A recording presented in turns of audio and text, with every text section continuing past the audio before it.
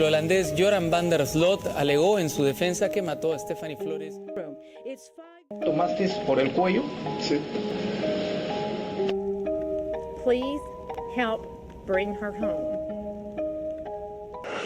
No te dejas así.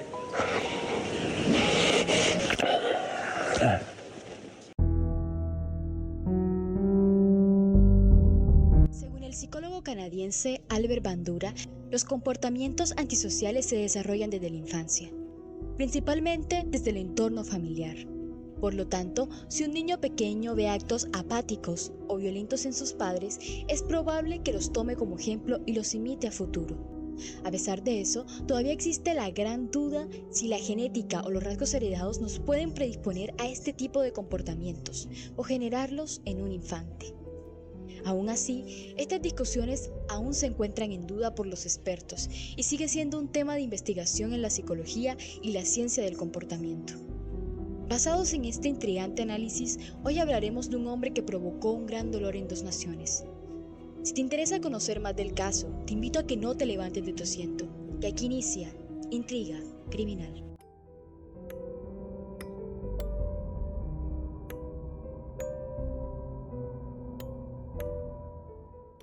El 6 de agosto de 1987 nació Joran Andreas Petrus van der Sloot en Arnhem, Países Bajos. Fue uno de los 3 hijos de la unión de Paulus, un abogado, y Anita van der Sloot, una profesora de arte. Siempre se esforzaron por brindarles la mejor vida posible a sus hijos, lo que los llevó a tomar la decisión de mudarse a un país costero, a Aruba, a mediados de 1990. Joran estudió en el Colegio Internacional de Aruba y se destacó como uno de los mejores estudiantes de su clase, ganando el título de alumno de honor y sobresaliendo en deportes, incluso participando en campeonatos de fútbol. Pero la adolescencia fue una etapa complicada para esta familia, en la que se volvió un rebelde empedernido, tanto así que sus padres no podían controlarlo, lo que los llevó a cederle la casa de visitas que tenían en el jardín, para así darle más libertad y evitar que se fuera de la casa. Hasta el día de hoy, resulta complicado determinar qué causó los comportamientos que examinaremos a continuación, ya que, al parecer, sus padres le inculcaron un buen ejemplo, y por lo que sabemos, no tuvo carencias económicas o situaciones violentas en su hogar. Sin embargo, llegó un momento en el que comenzó a robarle dinero a sus padres, debido a que generó una adicción a las apuestas, sobre todo al póker, convirtiéndose así en un ludópata y siendo incapaz de controlarse. Como consecuencia de esta adicción, solía escaparse por las noches para jugar. Y además, empezó a mentir de manera descontrolada. Nunca estudió, ya lo que cambia su vida, va a tomar drogas, no puede arreglar su vida. Su papá y su mamá tampoco, porque el papá era muy tranquilo y ya no escucha nada a su familia, a nadie, no quiere estudiar. Cuando sus padres descubrieron los robos, optaron por llevarlo a terapia con un psicólogo. Joran asistió durante un periodo de tiempo y parecía que estaba progresando, pero como era de esperarse, esta mejora en su comportamiento era una fachada para engañar a los demás, y sin que nadie se percatara, van der Sloot se había convertido en un manipulador, en un mitómano y en una persona nefasta, lo que tarde o temprano lo convertiría en un peligro para los demás.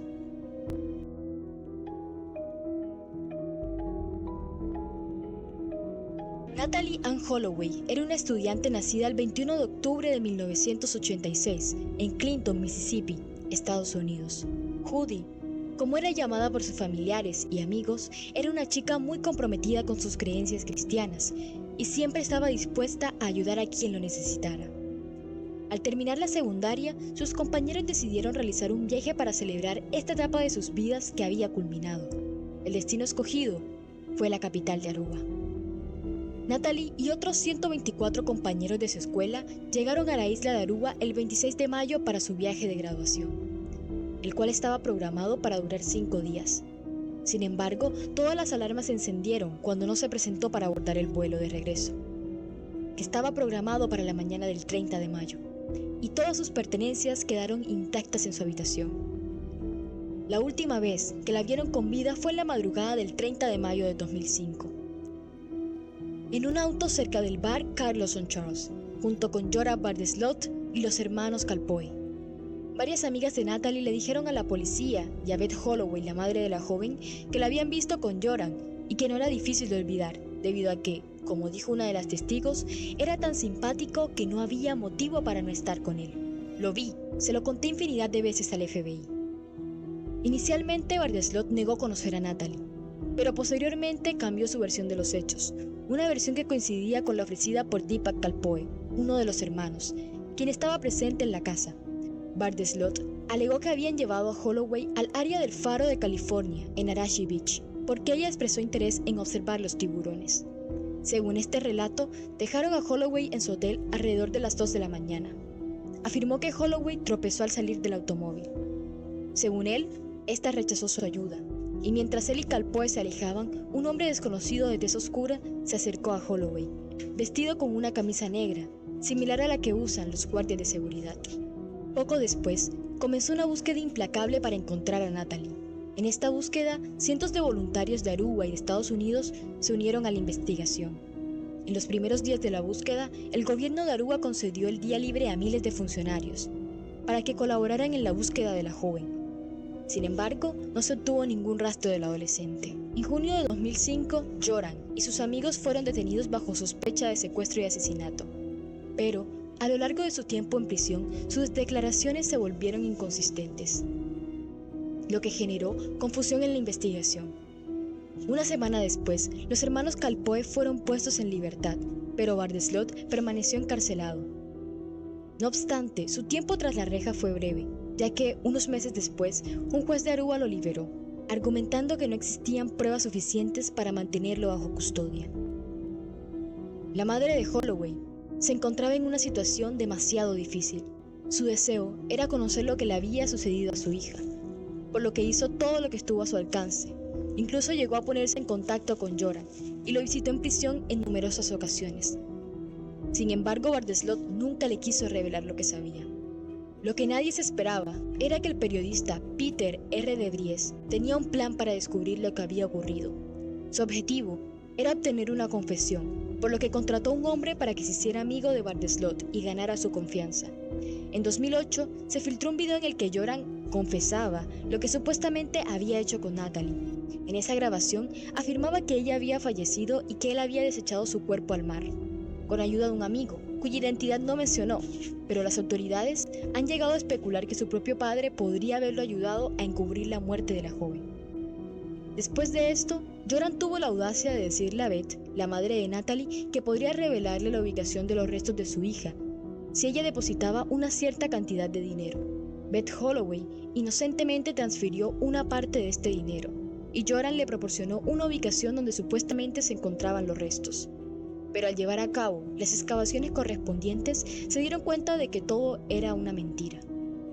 La policía intentó incriminar a Joran con el video en el que afirmaba haber matado a la joven, pero su testimonio alegó que estaba bajo los efectos de las drogas, y todo lo que dijo había sido fruto de su imaginación.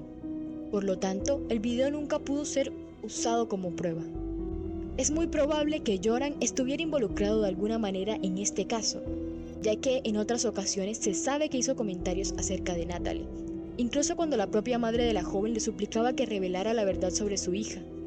Hasta la fecha, el crimen de la joven sigue sin resolverse, y fue declarada muerta en el 2012.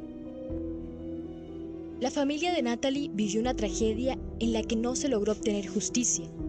Lamentablemente, la historia no termina aquí, y más vidas tuvieron que ser sacrificadas para finalmente llevar a este hombre a la cárcel. En una entrevista, él mismo señala que la policía hizo un trabajo deficiente en el caso de la desaparición de Natalie. Este error tuvo un alto costo para otra víctima, de la cual hablaremos a continuación.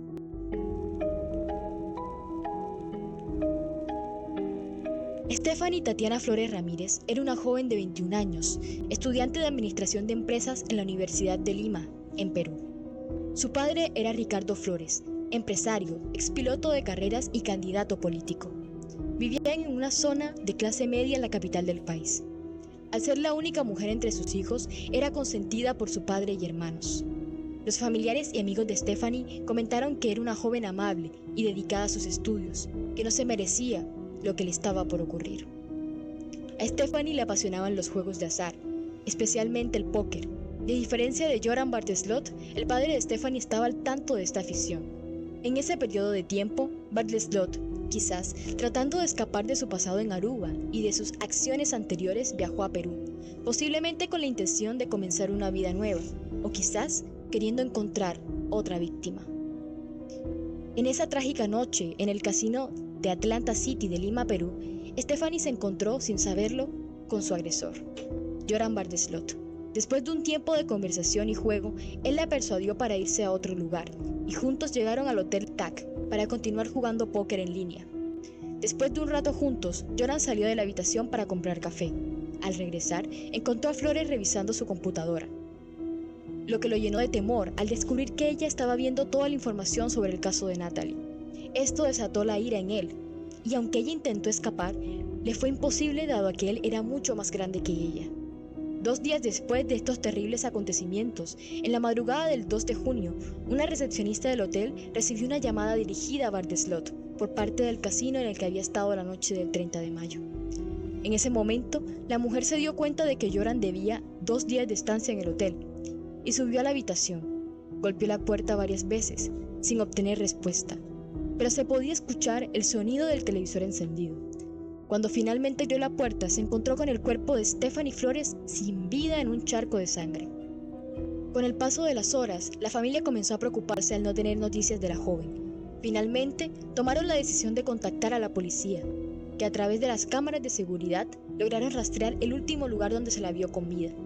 Además, varios testigos afirmaron haberlo visto de un hombre que tenía un aspecto similar a Brad Pitt. El recepcionista del hotel mencionó que este hombre salió de la habitación con su mochila y le pidió que no molestara a la joven que se encontraba dentro. Las autoridades identificaron al hombre en las imágenes de seguridad y constataron que había sido registrado a la habitación a su nombre, siendo él Joran Andreas Barteslot, el asesino de Natalie Holloway.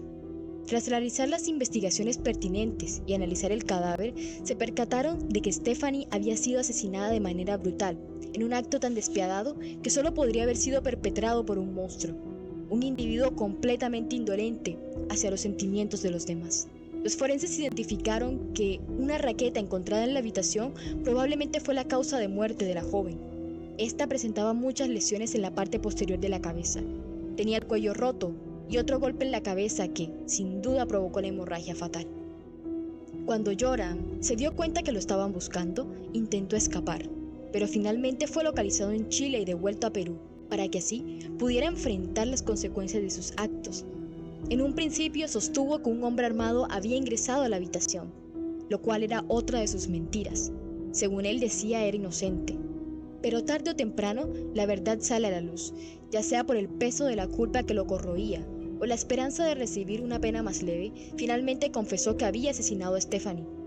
Esto ocurrió después de que ella revisara su computadora y encontrara mensajes relacionados con la muerte de Natalie Holloway.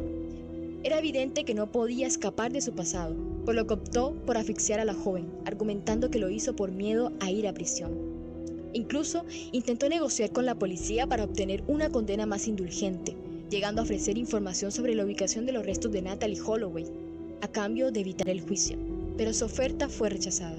Fue condenado por el asesinato de Stephanie y se le dictó una sentencia de 28 años de prisión. La madre de Natalie Holloway, al enterarse del nuevo crimen perpetrado por el feminicida, intentó acercarse a él en busca de una solución y de respuesta sobre el paradero de Natalie. Lamentablemente, no obtuvo ninguna respuesta. Posteriormente, el 8 de junio de este año, fue extraditado a Estados Unidos para cumplir su condena. Es innegable que este hombre posee una habilidad notable para engañar y manipular, especialmente a las mujeres. Esto se refleja en el hecho de que una joven peruana llamada Lady Figueroa se casó con él, a pesar de saber que es un asesino en potencia.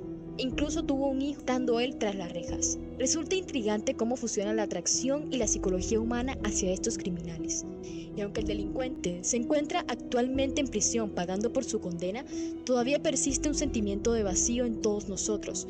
Nos preguntamos qué habría ocurrido si este individuo hubiera sido condenado por el caso de Natalie.